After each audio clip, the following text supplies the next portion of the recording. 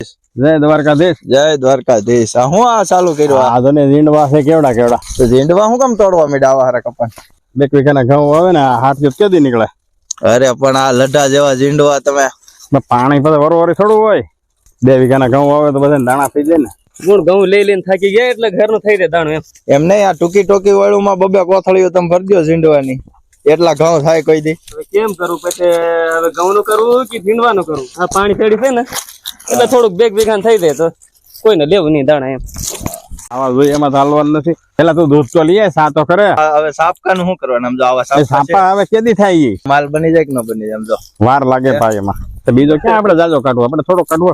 મોટું ટ્રેક્ટર લઈએ જાની એટલે અહીં લીમડે મૂકી દે એટલે ટુકડું થાય નાખવામાં. એટલા બધા વજન વાળો ઉપડે. જો ટ્રેક્ટર આવી ગયો છે આપણે મૂકી આવી હવે લીમડે.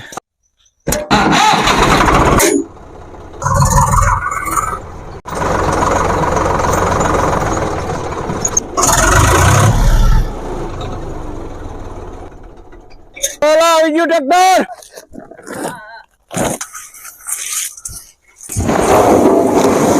હાલે નાખી દે. આ 1 લારી નહીં, મને એમ છે 1.5-2 લારી થાય. હે થાય ગા.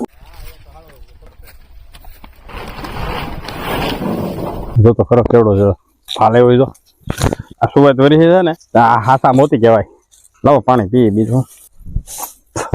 કાઠાળા બહુ થઈ ગયા. ક્યાં ઘેરે લઈ જવા? ઘેરે ના પૈયામાં હમાય કામ કરો, બીજું રેવા દો. જય દ્વારકાધીશ.